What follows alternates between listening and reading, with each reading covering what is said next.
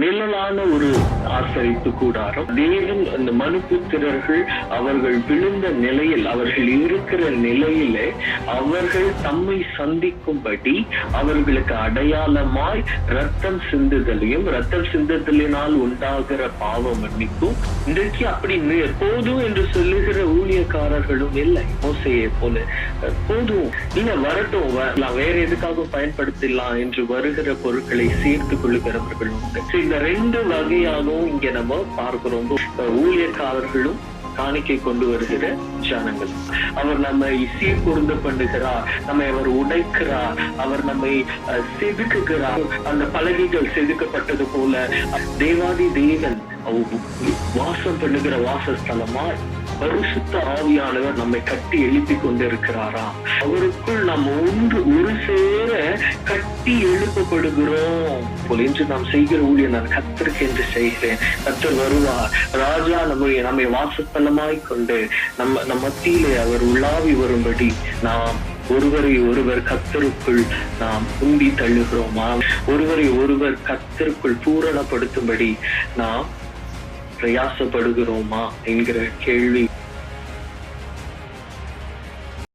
தேவன் தம்முடைய பெரிய ரட்சிப்பினால் தம்முடைய ஜனத்தை அவர் நடத்தி எகிப்தியருடைய கைகளிலிருந்து அவர்களை விடுவித்து, தேவன் வனாந்தரத்திலே இரவும் பகலும் அவர்கள் பாதுகாத்து அவர்களை போஷிக்கிற கர்த்தராய் வானத்தின் மன்னாவினாலே அவர்களை போஷித்து, அவர்கள் கண்கள் காண, அவர்கள் காதுகள் கேட்க, அவர்களுடைய சமூகத்திலே தேவன் உலாவினார் என்றும், தேவன் அவர்கள் பாளையத்திற்கு புறம்பாய் தூரமாய் அவர்கள் விக்கிரகத்தை, தேவன் சொன்ன வார்த்தைகளை அவர்கள் கீழ்ப்படியாதது நிமித்தம் கர்த்தர் அவர்கள் மேல் கோபம் கொண்டாரும் என்றும், அவர்கள் மேல் பரிதாபம் கொண்டார் என்றும் நம்ம பார்த்தோம். அது மாத்திரம் இல்லாம தேவன் அவர்கள் மேல் இரக்கம் உள்ளவராய் தம்மை அவர் விளங்க பண்ணினார். அவர் இரக்கமும் கிருபையும் நீதிய சாந்தமும் மகா தயையும் உள்ளதே சத்தியமும் உள்ள தேவனாய் 1000 தலைமுறைகளுக்கு அவர் இரக்கம் செய்கிற தேவனாய் அவர்களுக்கு வெளிப்பட்டார் என்றும் நம்ம பார்த்தோம் இல்லையா?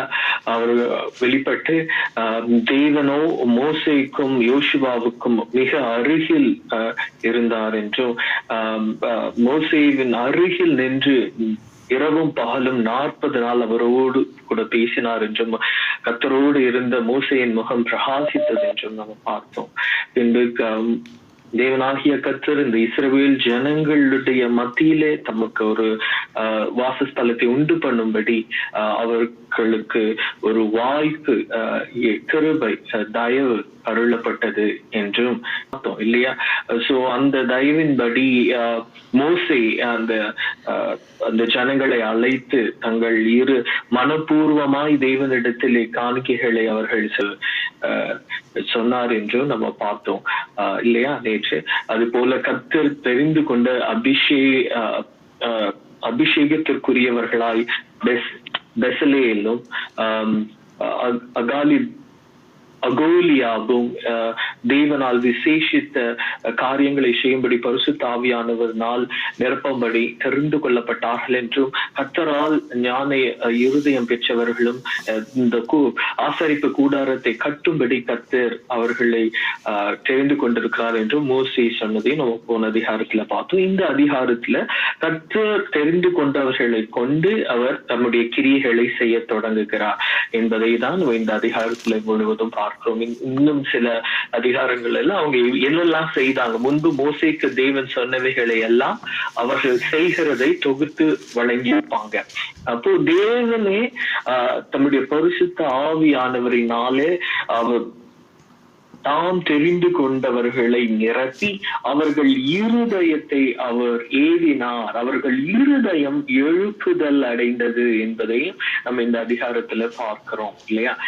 சோ அப்பொழுது பரிசுத்த ஸ்தலத்திற்கு திருப்பணிகளுக்கடுத்த சகல வேலைகளையும் கர்த்தர் கற்பித்தபடியெல்லாம் பெசலேயேலும் அகோலியாவும் செய்ய அறியும்படிக்கு கர்த்தரால் ஞானமும் புத்தியும் பெற்ற விவேக இருதயமுள்ள மற்ற அனைவரும் செய்ய தொடங்கினார்கள். இப்போ வேலை தொடங்கியாச்சு.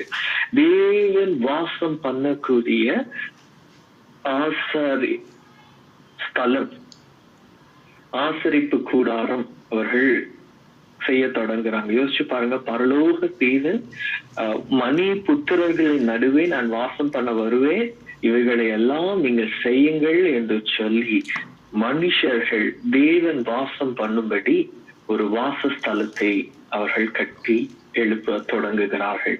ஒரு ரொம்ப அழகான, இது ஒரு நிழலான ஒரு ஆசரிப்பு கூடாரம். தேவன் அந்த மனுபுத்திரர்கள் அவர்கள் விழுந்த நிலையில், அவர்கள் இருக்கிற நிலையிலே அவர்கள் தம்மை சந்திக்கும்படி அவர்களுக்கு அடையாளமாய் ரத்தம் சிந்துதலையும், ரத்தம் சிந்துதலினால் உண்டாகிற பாவ மன்னிப்பும், அவர்களுக்கு பதிலாக அடிக்கப்படுகிற ஆட்டுக்குட்டியும் அவர்கள் கண்களுக்கு முன்பாக, அவர்கள் பாவத்தை சுமந்து அதன் நிமித்தம் அடிக்கப்படுகிற ஆட்டுக்குட்டியின் நிமித்தமே தாங்கள் தேவனிடத்திலே மன்னிப்பையும் இரக்கத்தையும் தயவையும் பெறுகிறோம் என்று சாட்சியிடுகிற சாட்சி பிரமாண இடம் பிடிக்க இட்டிருக்கிற அந்த வாசஸ்தலத்தை அவர்கள் கட்டி எழுப்ப தொடங்குகிறார்கள். ரைட்? ரொம்ப பியூட்டிஃபுல்லா இருந்திருக்கும். ஏன்னா அந்த ஜனங்கள் ரொம்ப பரபரப்பா இருந்திருப்பாங்க இல்லையா? சோ தேவன் இவர்களை விசேஷித்த வண்ணமாய் பெசலேயையும் அகோலியாவையும் அபிஷேகித்தது மாத்திரமல்லாமல் அநேக ஜனங்களை தம்முடைய ஞானத்தினாலும் புத்தியினாலும் அவர்கள் இருதயங்களை நிரப்பி வேலை செய்ய அழைக்கிறார். அவங்க வேலையை செய்ய தொடங்குகிறாங்க. பெசலேயேலும் அகோலியாவும் கர்த்தரால் ஞானம் அடைந்த அந்த வேலைகளை செய்ய வரும்படி தங்கள் இருதயத்தில் எழுப்புதல் அடைந்த ஞான இருதயத்தாராகிய எல்லாரையும் மோசே கூப்பிடுகிறார். இது எல்லா இடத்துலயுமே தேவன் தான் நம்ம பார்க்க முடியும். தேவன் அவர்களை எழுப்புதல் அடைய செய்கிறார், அவர்கள் இருதயங்களை ஏவுகிறார் என்பதை நம்ம அறிந்திருக்கிறோம். சோ மோசே அவர்களை எல்லாவற்றையும் அழைத்து அவர்கள் இஸ்ரவேல் புத்திரர் பணிக்கடுத்த சகல வேலைகளுக்காகவும் கொண்டு வந்த காணிக்கை பொருள்களை எல்லாம் மோசே அவங்க கிட்ட கொடுக்கிறார். சோ ஏன்னா அவங்கதான் அந்த வேலைகளை செய்ய போகிறாங்க. சோ மனப்பூர்வமாய் உற்சாகத்தோடு இஸ்ரவேல் புத்திரர் தேவன் எங்கள் மத்தியில வாசம் பண்ணணும் என்று வாஞ்சித்து கொடுத்தவர்களுடைய காணிக்கைகளை எல்லாம் எடுத்து மோசே அவர்கள் கையிலே கொடுக்கிறார். அவங்க மோசே கிட்ட இருந்து அதை வாங்கி கொண்டு வேலை செய்யும்படி அவங்க தொடங்குகிறாங்க. அது மாத்திரம் இல்லாம ஜனங்க காலை தோறும் தங்களுக்கு இஷ்டமான காணிக்கைகளை கொண்டு வந்தாங்களாம். இதை வச்சுக்கோங்க வச்சுக்கோங்க வச்சுக்கோங்க. ஒவ்வொருவரும் பரிசுத்த ஸ்தலத்து வேலைகளை செய்கிற விவேகிகள் யாவரும் அவரவர் செய்கிற வேலையின் காரியமாய் வந்து மோசையை நோக்கி என்ன சொல்றாங்களா? ஏன்னா ஜனங்க கொண்டு வந்து கொடுத்துட்டே இருக்கிறாங்க. அப்போ அவங்க வந்து கேக்குறாங்க, சொல்றாங்க மோசே கிட்ட, கர்த்தர் செய்யும்படி கற்பித்த வேலைக்கு வேண்டியதற்கு அதிகமான பொருள் ஜனங்க கொண்டு வருகிறார்கள் என்று சொன்னாங்களாம். இவ்வளவு ஒரு அழகான ஒரு ரெண்டு பக்கமும் பார்க்க முடியும். ஒண்ணு, இந்த ஜனங்கள் கொடுக்கிற இருதயம் உள்ளவர்களாய் இருந்தார்கள் என்றும், இன்னொன்று தேவைக்கு மிஞ்சி பரிசுத்த ஸ்தலத்து வேலைக்கு மிஞ்சிட வந்த பொருளை நம்ம வச்சுக்கலாம், நமக்காக வச்சுக்கலாம், நம்ம தானே இந்த வேலையை செய்யறோம், நம்ம எடுத்துக்கலாம் என்று இல்லாம இந்த பொருள் பரிசுத்த ஸ்தலத்திற்கு, தேவனுடைய பரிசுத்த வேலைக்கு வந்தது. அதுக்கு மிஞ்சி பொருள் வந்துட்டு, ஏன்னா பரிசுத்த ஸ்தலத்திற்கு தேவையான அந்த பொருளை தனக்கோல வேற எந்த காரியத்திற்கோ எடுத்துக்கொள்ள வேண்டும் என்று அவர்கள் சொல்லவில்லை. மோசே கிட்ட பேசினது யாரு? விவேகிகள், ஞானம் உள்ளவர்கள். விவேகிகள் சொன்ன வார்த்தை என்ன? அதிகமான பொருள் வந்தது. ஞானம் உள்ளவர்கள் இதை வேற எதுக்காகவும் பயன்படுத்தலாம் என்ற அறிவுரையோ ஆலோசனையோ அவர்கள் சொல்லவில்லை. பரிசுத்த ஸ்தலத்திற்கு தேவையான பொருள் அதை மிஞ்சி வந்தாச்சு. இனி தேவையில்லை என்று சொல்லுகிறார்கள். அப்போது மோசே என்ன செய்கிறார்? இனி புருஷர்களாவது ஸ்திரீகளாவது பரிசுத்த ஸ்தலத்திற்கு என்று காணிக்கையாக ஒரு வேலையும் செய்யாதீங்க என்று பாளையம் எங்கும் கூறும்படி கட்டளையிடுகிறார். இதனால ஜனங்கள் தாங்கள் கொண்டு வருகிற காரியம் நிறுத்தப்பட்டதாம். யோசிச்சு பாருங்க, இன்னைக்கு காணிக்க கொண்டு வா, கத்திற்கு கொண்டு வா என்று நிர்பந்தம் பண்ணப்படுகிறது. அந்நாட்களிலே உற்சாகமாய் மனப்பூர்வமாய் கொடுக்கிறவர்கள் காணிக்க கொடுக்காதீங்கன்னு ஃபோர்ஸ்ஃபுல்லா நிறுத்தினாங்களாம். போதும், வேண்டாம் என்று சொல்லி, இல்லையா? அப்ப நம்மளுடைய இருதயத்தை நாம் இதுல ஒப்பிட்டு பார்க்கும் போது அறிகிறோம், நாம் தேவனால் நிறுத்தப்படுகிற அளவுக்கு கொடுக்கிறோமோ இல்ல. இந்த இடத்துல அவங்க இன்றைக்கு அப்படி போதும் என்று சொல்லுகிற ஊழியக்காரர்களும் இல்லை, மோசையை போல போதும் என்று சொல்லி, இல்ல வரட்டும், வேற எதுக்காகவும் பயன்படுத்தலாம் என்று வருகிற பொருட்களை சேர்த்து கொள்ளுகிறவர்கள் உண்டு. இந்த 2 வகையாகவும் இங்க நம்ம பார்க்கிறோம். ரொம்ப ஆச்சரியமா இருக்கு. ஊழியக்காரர்களும் காணிக்கை கொண்டு வருகிற ஜனங்களும். சரி, அப்புறம் மோசே அந்த காரியம் பாளையம் எங்கும் சொன்னபடியினால கொண்டு வருகிற பொருள் நிறுத்தப்பட்டது. சரியா? அப்புறம் செய்ய வேண்டிய எல்லா வேலைகளுக்கும் போதுமான பொருள்கள் அங்க இருந்தது இல்லாம அதிகமாகவே இருக்கும்படி இந்த ஜனங்களுடைய இருதயம் உற்சாகமாய் அவர்கள் கொடுத்த பொருட்களிலே நாம் பார்க்கிறோம். ஆனா கர்த்தர் கொடுத்தவைகளை அல்ல, இருதயங்களை பார்க்கிறார். சரி, வேலை செய்கிறவர்களாகிய ஞானம் இருதயம் உள்ள யாவரும் என்ன செய்யறாங்க? வாசஸ்தலத்தை உண்டாக்குகிறாங்க. இதெல்லாம் நம்ம முன்னாடியே வாசிச்சிட்டோம். திரித்த மெல்லிய பஞ்சு நூல், இளநூல், ரத்தாம்பர நூல் எப்படி ஆண்டவர் செய்ய சொன்னாரோ, எப்படி அந்த நெசவு வேலையில கேருபீன்கள் இருக்க வேணும்னு சொன்னாரோ, எப்படி 10 மூடி திரைகள் 5 ஒன்றோடு ஒன்று இணைக்கப்படணும்னு சொன்னாரோ, அதுக்கு எப்படி தங்க கொக்கிகளை பயன்படுத்த வேண்டும் என்று சொன்னாரோ, அந்த காதுகள் உண்டாக்கி அதுக்கு இணைக்கப்பட்டிருக்க வேண்டும் என்று சொன்னாரோ, மூடு திரையினுடைய அளவு சொன்னாரோ, அது எப்படி 5 மூடு திரைகளும் மற்ற 6 மூடு திரைகளும் ஒன்றாக இணைக்கப்படணும் என்று சொன்னாரோ, முன்பு சொன்ன அதன்படியே இவர்கள் செய்கிறார்கள். அநேகர் இப்போ தேவனுக்கு ஒரு கூடாரத்தை அவர்கள் செய்யும்படி அவங்களுடைய இருதயம் எவ்வளவு சந்தோஷமா இருந்திருக்குல்ல. கர்த்தர் எங்களை தெரிந்து கொண்டாரு. மேபி அவங்களால பிக்சரைஸ் பண்ண முடியாது. ஏன்னா நம்ம வாசஸ்தலத்தை ஆல்ரெடி நம்ம இதெல்லாம் வேதத்துல படிச்சு பார்த்திருக்கோம், இல்லைன்னா ஒரு சபை இப்படி இருக்கும் என்று பார்த்திருக்கோம். அவங்க அதுக்கு முன்பு பார்த்ததும் இல்ல, கேட்டதும் இல்ல. இவங்க முதல் முறையா ஒரு வாசஸ்தலம், இது ரொம்ப எக்ஸைட்மெண்ட், ஒரு ரொம்ப ஆச்சரியம், சந்தோஷம், ரொம்ப வித்தியாசமான ஒரு அனுபவம் இருந்திருக்கும் அந்த வேலை செய்கிறவங்களுக்கு. எப்படி இந்த கூடாரம் அது கட்டி முடிக்கப்படும் போது எப்படி இருக்கும்? மோசே மாத்திரம்தான் அந்த மாடல் பார்த்திருக்காரு. இந்த வேலை செய்கிற எல்லாருமே அந்த ஃபுல் பிக்சரை பார்த்தது கிடையாது, எப்படி வரும் என்று சொல்லி. மூடுதிரை உண்டாக்குகிறவர்களுக்கு இது எப்படி போடப்படும் தெரியாது. பலகைகள் பண்றவங்க அந்த ஹோல் இது தெரியாது. அது முழுவதும் ஒவ்வொரு வேளையும் அவங்க உற்சாகத்தோடு கூட பரிசுத்த ஆவியானவர் அருளின ஞானத்தினாலும் புத்தினாலும் அவர்கள் செய்கிறார்கள், இல்லையா? இன்றைக்கு இதை நம்ம ஒப்பிட்டு பார்க்கும் பொழுது தேவன் வாசம் பண்ணும்படி தேவன் இப்பொழுது ஆயத்தம் பண்ணி கொண்டிருக்கிறது அவர் நம்மை. அப்போ தேவன் உடைய வாசஸ்தலத்தின் மகிமையும் மேன்மையும் எல்லாமே நாம இருப்போமா? அப்போ தேவன் ஒவ்வொருவரையும் அதனால்தான் நம்மள ஒவ்வொருவரையும் ஜீவனுள்ள கற்களாய் அவர் தம்முடைய பரிசுத்த ஆவியானவரினாலே அந்த நற்கிரியை நம்ம தொடங்குகிறார். ஒவ்வொருவரையும் அலங்காரம் உள்ள மாளிகையாய், தேவன் ஒரு தோட்டமாய், தேவன் உள்ளாவி வரும்படி தேவன் நம்ம ஒவ்வொருவரையும் ஒவ்வொரு ஜீவ கற்களாய் அவர் உண்டாக்கி கொண்டு வருகிறார். அப்போ பரிசுத்த ஆவியானவர் நம்மில் அவர் தம்முடைய கிரியைகளை அவர் செய்கிறார். விஸ்திரமான கிரியைகளை அவர் செய்கிறார், விசேஷித்த கிரியைகளை அவர் செய்கிறார். அவர் நம்மை சீர்பொருந்த பண்ணுகிறார், நம்மை அவர் உடைக்கிறார், அவர் நம்மை செதுக்குகிறார், இல்லையா?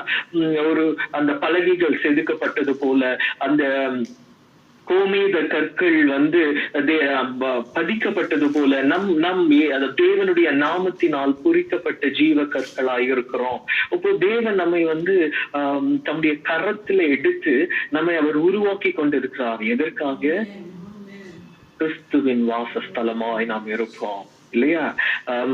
புதிய எருசலேமாகிய நகரம். தேவன் நம்மை அவருடைய வாசஸ்தலமாய் தெரிந்து கொண்டபடியினால் அவர் நம்மை கொண்டு தேவாதி தேவன் வாசம் பண்ணுகிற வாசஸ்தலமாய் பரிசுத்த ஆவியானவர் நம்மை கட்டி எழுப்பி கொண்டு இருக்கிறாராம். சோ அவருக்குள் நம்ம எபேசியர்ல பார்த்தோம், அவருக்குள் நம்ம ஒரு சேர கட்டி எழுப்பப்படுகிறோம். சோ தேவன் நம்ம அப்படி கட்டி எழுப்பி கொண்டு இருக்கிறார் ஒவ்வொருவரையும். அதனால்தான் தேவனுடைய கரத்துல நம்ம ஒவ்வொருவரும் ஒவ்வொரு விதமா இருக்கிறோம் என்று நம்ம பார்க்கிறோம். அவர் தம்முடைய சித்தத்துக்கு ஏற்ப இதன் அழகா பரிசுத்தாவியானவர் சொல்லுகிறார். அவருடைய அவயங்களை குறித்து சொல்லும் போது ஒரு அவயம் ஒருவர் கண்ணை போலவும் காலை போலவும். சோ தங்களுடைய அபிஷேகமே 5 வகையான அபிஷேகமாய் ஒவ்வொருவரையும் தேவன் தம்முடைய ஆலயத்திலே பூரணர்களாய் கட்டி எழுப்பும்படி அந்த அபிஷேகங்களை அருளி இருக்கிறார் என்று கிறிஸ்துவுக்குள் நாம் பூரணராய் இருக்கும்படி தேவன் வாசம் பண்ணுகிற வாசஸ்தலமாய் நாம் கட்டி எழுப்பப்படுகிற நாட்களில் இருக்கிறோம். அபிஷேகம் பெற்றவர்களும் அதை தான் செய்கிறார்கள். அப்போஸ்தலர்களோ, தீர்க்கதரிசிகளோ, மெய்ப்பர்களோ, போதகரோ, சுவிசேஷகரோ, எப்படி இவர்கள் பெசலேலோ அகோலியாவோ செய்தது போல அவர் இந்த அபிஷேகம் தேவனுடைய ஆலயத்திலே கிறிஸ்துவிலே பூரணராகும்படி, தேவனுடைய ஆலயத்திலே பிரயோஜனப்படும்படி தேவன் கொடுத்த அபிஷேகமாயிருக்கிறது என்பதை நம்ம எபேசியர்ல பார்த்தோம். தேவன் எப்படி இந்த 5 வகையான அபிஷேகத்தை குடித்து சபையிலே தேவ மனவாட்டி பூரணமாய் கிறிஸ்துவுக்கு முன்பாக நிற்கும்படி இந்த அபிஷேகத்தை கொண்டு தேவன் ஆலயத்தில் இருக்கிற பூரணராகும்படி, கிறிஸ்துவில் பூரணராகும்படி போதிக்கிறார்கள் இந்த அபிஷேகத்தில் பெற்றவர்கள் என்பதை நம்ம பார்க்கிறோம். இவர்கள் செய்தது போல ஞானம் இருதயம் பெற்றவர்கள், பரிசுத்த ஆவியானவரினாலே ஞானத்தையும் அறிவையும் பெற்றவர்கள், நிழலான இந்த கூடாரத்தை கட்டி எழுப்பினது போல நிழலான கூடாரத்திலே தேவனுடைய கிரியைகளை செய்தது போல பரிசுத்த ஆவியானவரினால் அபிஷேகம் பெற்று சத்தியமான கிறிஸ்துவின் சபையாகிய ஆலயத்திலே கட்டி எழுப்பும்படி அபிஷேகம் பெற்றவர்கள் கிரியை செய்கிறார்கள் இந்த நாட்களிலே. ரைட்? சோ இதுல நம்ம பார்க்கும்போது சிவப்பு தீட்டு ஆத்துக்கடாத்து உள்ளினால் கூடாரத்திற்கு ஒரு மூடி என்று சொல்லி அங்கு சொல்லப்பட்டது பலகைகள், எத்தனை பலகைகள் இருக்க வேண்டும், பலகைக்கு கீழே அது நிற்கும்படியாக வெண்கலத்தினாலையும் வெள்ளியினாலையும் அதோட ஹோல்டர்ஸ் இருக்கணும் இல்லையா? அது எல்லாமே அங்க முன்பு நம்ம பார்த்தது போல தேவன் மோசேக்கு மலையின் மேல் சொன்னது எல்லாம் மோசே அறிவித்து அதன்படியே இவர்கள் எல்லாம் அதை செய்து வருகிறார்கள் என்பதை தான் நம்ம இந்த மற்ற வசனங்கள் எல்லாம் பார்க்கிறோம். பலகையின் கீழே பாதங்கள் வேணும், பலகையின் கீழ் 2 பாதங்கள், வாசஸ்தலத்தின் மேல்புறத்துல 6 பலகைகள், அந்த தொங்கு திரையை போடும்படி இந்த வாசஸ்தலத்தை மூடும்படியான பலகைகள், சீத்தி மரத்தால் வாசஸ்தலத்தின் ஒரு பக்கத்து பலகைகளுக்கு 5 தாழ்பாள்கள், மறுபக்கத்திலையும் 5. ஆனா அந்த தாழ்பாள்கள் நடு தாழ்பால் ஒரு முனை தொடங்கி மறுமுனை மட்டும். இது எல்லாமே தேவன் மலையிலே மோசேயின் இடத்தில் சொன்னது அப்படியே அவர்கள் செய்து கொண்டே வருகிறார்கள். பலகையை பொன் தகட்டால மூடணும், அந்த பல தாழ்பாலின் இடங்களையும் வளையங்களையும் பொன்னினாலதான் செய்யணும் என்கிறது அதையும் அவர்கள் செய்யறாங்க. இளநூல், ரத்தாம்பர நூல், சிவப்பு நூல் திரித்த மெல்லிய பஞ்சு நூல், விசித்திர வேலை ஆகிய கேரும் வீண்களுள்ளதுமான ஒரு திரைச்சிலை அவர்கள் உண்டு பண்ணணும் இல்லையா? பரிசுத்த ஸ்தலத்துக்கும் மகா பரிசுத்தலத்துக்கும் இடையே போடும்படி. சோ அதற்கு சீத்தி மரத்தால் 4 தூண்களை செய்யணும், அவைகளா பொன் தகட்டால் மூடணும். இதெல்லாம் அவங்க செய்யறாங்க. கூடார வாசலையும் முடிக்கிறாங்க. கூடார வாசலுக்கு இளநீல நூல், ரத்தாம்பர நூல், சிவப்பு நூல் திரித்த மெல்லிய பஞ்சு நூல் செய்து சித்திர தையல் வேலையான ஒரு தொங்கு திரையையும் அதன் 5 தூண்களையும் அவைகளின் வலை வாணிகளையும் உண்டாக்கி அவைகளின் குமிழ் கலையும் வளையங்களையும் பொன் தகட்டால் மூடினார். அவைகளின் 5 பாதங்களும் வெண்கலமாயிருந்தது என்று சொல்லி பார்த்தோம். சோ இதுல அவங்க கிட்டத்தட்ட அந்த அவுட்டர் விஷயத்துல எல்லாம் முடிக்கிறாங்க. வெளி பிரகாரத்தின் திரை, பரிசுத்த ஸ்தலத்தினுடைய மூடு திரைகள், அப்புறம் அதோடைய பலகைகள், அதை பொன் தகட்டால மூடுகிறது. இதெல்லாம் இந்த அதிகாரத்துல நம்ம பாக்குறோம். அடுத்த அதிகாரத்துல அவங்க பெட்டி செய்ய தொடங்குவாங்க. உடன்படிக்கையின் பெட்டி அதெல்லாம் நம்ம அடுத்த அதிகாரத்துல பார்ப்போம். இந்த அதிகாரத்துல ஆக்சுவலா அவங்க அந்த திரைகளை முதலாவது செய்கிறதை நாம இங்க பார்க்கிறோம். சோ இதுல இவர்கள் எப்படி அது எவ்வளவு உற்சாகத்தோடு தேவனிடத்துல அவர்கள் காணிக்கைகளை கொண்டு வருகிறதும் இந்த வேலையை செய்கிறதிலும் இருந்தார்களோ அதே உற்சாகம் நம்மிடத்துல இருக்கிறதோ, தேவன் நம்மை வாசஸ்தலமாய் நம்மிலே வாசம் பண்ணும்படி அவர் வருகிறார், அப்படி நமக்கு அறிவித்து தேவகுமாரனை சென்று இருக்கிறார். அப்படி இருக்கும் பொழுது தேவன் நம்மை வாசஸ்தலமாய் கொண்டிருக்கிற இந்நாட்களிலே அந்த தேவனுடைய வாசஸ்தலத்திற்கு நாம் உற்சாகமாய் கொடுக்கிறவர்களாய் இருக்கிறோமா? நாம் தங்கும்படி ஒரு ஆலயத்தை அல்ல, நமக்கு வசதியா இருக்கும்படி ஒரு ஆலயத்தை அல்ல, நம் பேர் சொல்லும்படி ஒரு ஆலயத்தில் இன்று கட்டப்படுகிற ஆலயம் என்ன?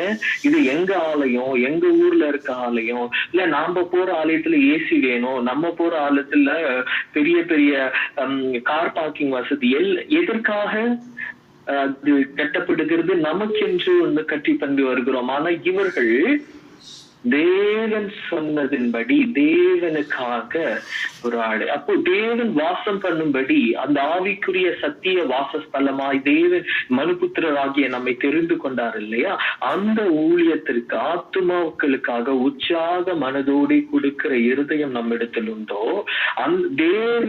தேவனுடைய ஆலயமாகி சரீரமாகி அவருடைய ஆலயத்திலே ஜீவ கற்களாய் கட்டி எழுப்பப்படும்படி கிறிஸ்துவுக்குள் பூரணமாக தேவனால் தெரிந்து கொள்ளப்பட்டு அபிஷேகம் பண்ணப்பட்டவர்கள் உற்சாகத்தோடு தேவன் வருகிற வேளையில் அவருடைய சபை பூரணமாகும் படி உற்சாகத்தோடு தேவன் அருளின் அபிஷேகத்திலே ஊழியம் செய்கிறவர்களாய் என்று நாம் இருக்கிறோமோ என்கிற கேள்வியை நாம் இங்கே பார்க்கிறோம்.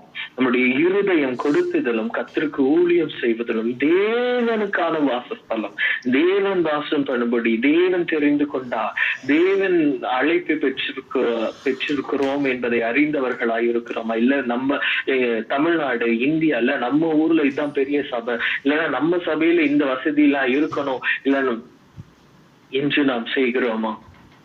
இல்ல தேவன் உடைய அழைப்பிலும் அவருடைய தெரிந்து கொள்ளுதலும் கர்த்தர் நம்ம இருதயம் எல்லாம் நிறைந்து அவங்க அந்த வேலையெல்லாம் செய்யும் போது கர்த்தருக்கு எதை செய்கிறோம், நம்ம கர்த்தர் நம்ம மத்தியில வாசம் பண்ணும்படி ஒரு பாக்கியம் நமக்கு அருளப்பட்டிருக்கிறது என்று செய்தது போல இன்று நாம் செய்கிற ஊழியம் நான் கர்த்தருக்கு என்று செய்கிறேன், கர்த்தர் வருவார், ராஜா நம்மை வாசஸ்தலமாய் கொண்டு நம்ம மத்தியிலே அவர் உலாவி வரும்படி நாம் ஒருவரை ஒருவர் கர்த்தருக்குள் நாம் உந்தி தள்ளுகிறோம், தேவனுடைய வாசஸ்தலமாய் இருக்கிறோம் என்று சொல்லி ஒருவரை ஒருவர் கர்த்தருக்குள் பூரணப்படுத்தும்படி நாம் பிரயாசப்படுகிறோமா என்கிற கேள்வி நமக்கு முன்பாக இருக்கிறது.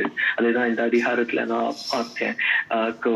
நாம் தேவன் வருகைக்காக தேவனுடைய தெரிந்து கொள்ளுதலிலே உற்சாகத்தோடு மனப்பூர்வமாய் தேவனிடத்திலே கொடுக்கிறவர்களாகவோ இல்ல வேலை செய்கிறவர்களாகவோ கர்த்தருடைய தெரிந்து கொள்ளுதலிலே அவருடைய வருகைக்காக பரிசுத்த ஆவியானவரினாலே அவருக்கு இடம் கொடுத்து அவர் கொடுக்கவோ அவர் நம்மை வேலை செய்யவோ ஆண்டவர் ரெண்டு வகையா நமக்குள்ள அவர் கிரியை செய்யலாம். இந்த ரெண்டுமே பரிசுத்த ஆவியானவரினால் நடந்தது என்று பார்த்தோம். பரிசுத்த ஆவியானவர் ரெண்டு எழுப்புதலை கொடுக்கிறார். ஒரு எழுப்புதல் அவர்கள் தேவனுக்கு கொடுக்கும்படி அவர்கள் இருதயம் எழுப்பப்பட்டது, இரண்டாவது அவர்கள் தேவனுக்கு ஊழியம் செய்யும்படி.